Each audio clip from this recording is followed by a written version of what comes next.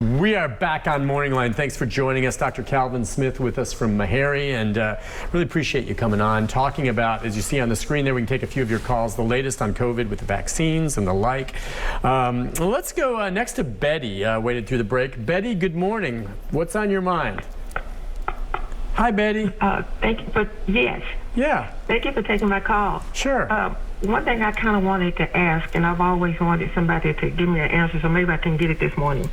There are so many people out there that have had one shot, and for some reason they think they're protected.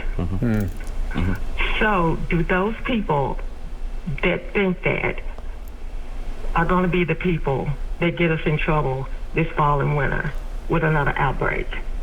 Let's talk about the one-shotters. And I would think if someone went to get the one shot, the reason they haven't gotten the second is probably just they haven't gotten around to it. Or if they were philosophically against the vaccine, they wouldn't have gone to get the first one. So they got the first shot. They haven't gotten the second, probably because they've just been procrastinating. Yeah, I think that's probably the case. I think that, you know, if anything, they're testament that the vaccine was safe, even with one dose, 2 doses. They have some protection. They have some protection. So they have some protection. But to her point, I mean, the protection from what we've studied so far, protection is lower, but it's still effective. So that's the good news about it. I mean, I don't necessarily want to throw a lot of the breakthrough cases onto people who have one shot, because the literature and what we see right now is showing us that most of the cases are people that are completely unvaccinated. So I want to say that and they haven't really looked at the breakdown between those that have been partially vaccinated and those that are fully vaccinated in terms of breakthrough cases, at least from the literature that I've read. Okay. So with that being said, I think that, you know, they have some protection, probably not as good. I mean, it's the fact that we're having to do a booster lets you know that this protection over time does wane a bit. And so I would encourage those that have already gotten one shot, that have survived and have had no side effects. We don't have hospitals filled with people who have had side effects, Nick. I haven't heard of a single hospital anywhere where a floor even is full of people from side effects of the vaccine. We haven't seen that. So, you know, you've done well with the first vaccination. I think that you should go ahead and take that second and third vaccination. Gotcha. Let's take a call from Ron. Ron, go ahead, Ron. Yeah. Hey. I got a question for you and him about the Titan Stadium and these open air events that you're not afraid to go to. Here's the problem with it is, you got to go to the restroom. The restrooms is where they're catching this virus. So in the schools, they open the schools, the kids have got to go to the restroom, the bathroom. And if you've got that virus, you leave it in the bathroom or you wash your hands with those air blower dryers, you're going to spread that virus. That was said at the beginning of the virus, and they've shut that down. I hadn't heard that lately.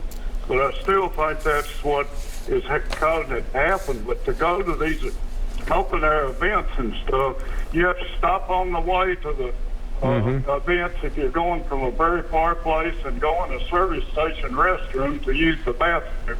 And other people are in there and passing in and out. And that is where the most dangerous virus is probably being caught. You were saying as much, the big packed crowd sometimes going through the gates. He makes a good point. The restrooms and the crowds, that's when you're closest with people, and that's inside as opposed to the outdoor bowl of the stadium. That's, you know, Nick, so again, I'm wearing my mask today, 100%. So there's that part of it.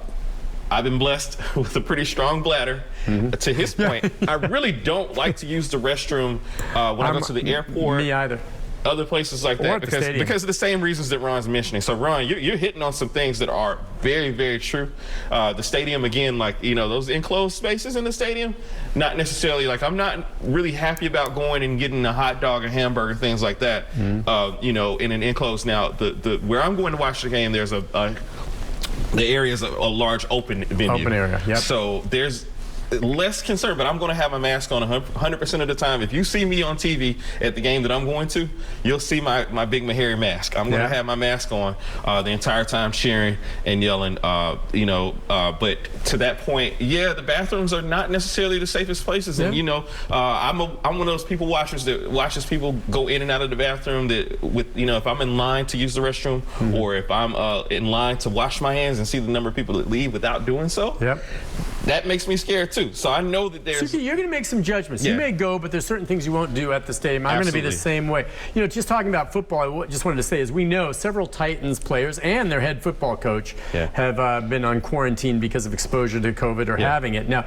Mike Vrabel, who had it, who's the head coach, is doing well, and he'll be back in time for the game and has been doing Zoom coverage of the team. But they gave him, what is it called again, the antibody treatment, a shot. And is that something that most people will get, or only in certain instances to help you recover? And what is it called again? It's Regeneron, remdesivir. Right. Remdesivir. So what about that?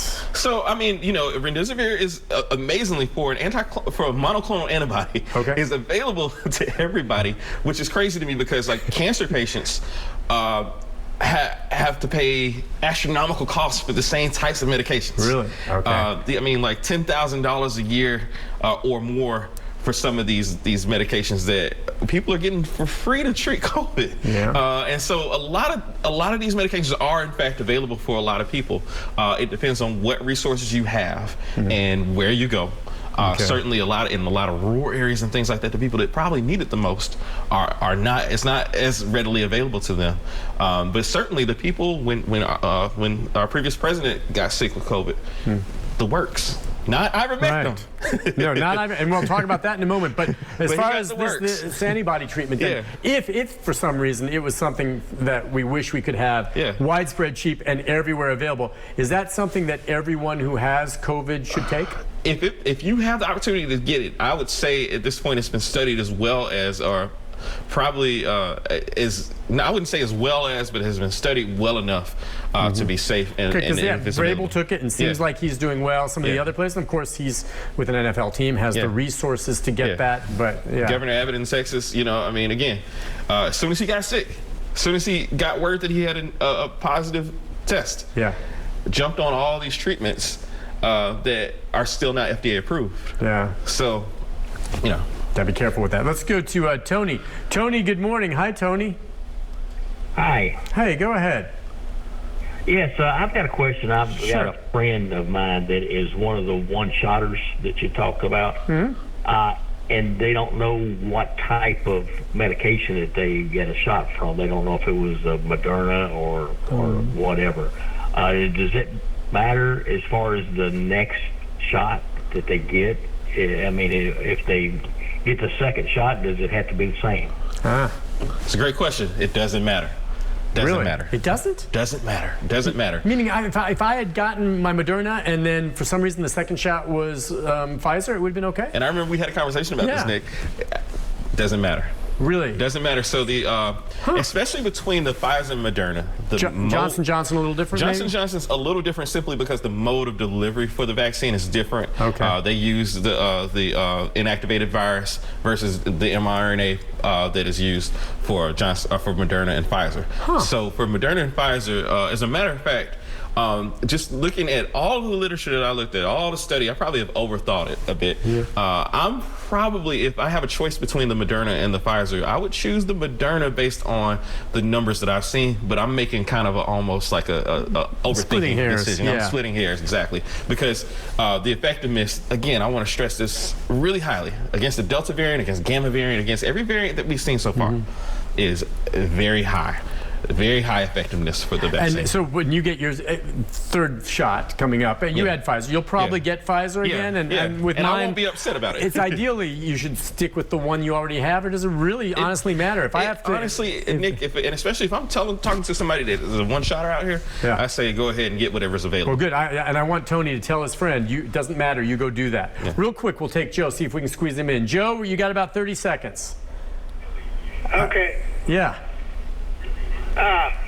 On the Johnson & Johnson's shot, what does he recommend about, I've just got the one Johnson & Johnson, and I've got a congestive heart failure. So, did he recommend getting a booster or? Okay, and Joe does have a heart condition. He had Johnson & Johnson the same way. that's just one shot, and now they'll need a second shot. Yeah, and so Johnson & Johnson's booster is on the way to approval. Yep. Moderna's is on the way to approval. So, if you feel more comfortable getting the Johnson & Johnson, or you had Johnson & Johnson first and want to get Johnson & Johnson booster, that's perfectly fine. But any of the boosters really, I'm here to advocate that any of the boosters is going to be effective. Any of them. It doesn't matter what the, if you think about those that do get flu shots, if you think about who you get your flu shot from, you don't look at the manufacturer any longer. No. It doesn't matter. And we're getting to that point with this because the science is being shared. We in the scientific community, we love to, this is one thing that people really don't understand about scientists. When we see an article, we have journal clubs, we read these articles, we look at them and compare them to our patient population and really do our due diligence in making sure that what they're talking about would translate to our audience. And so, and when we talk about these vaccines, one of the things that we talk about in our group is how remarkably effective it's been for every version of it. So.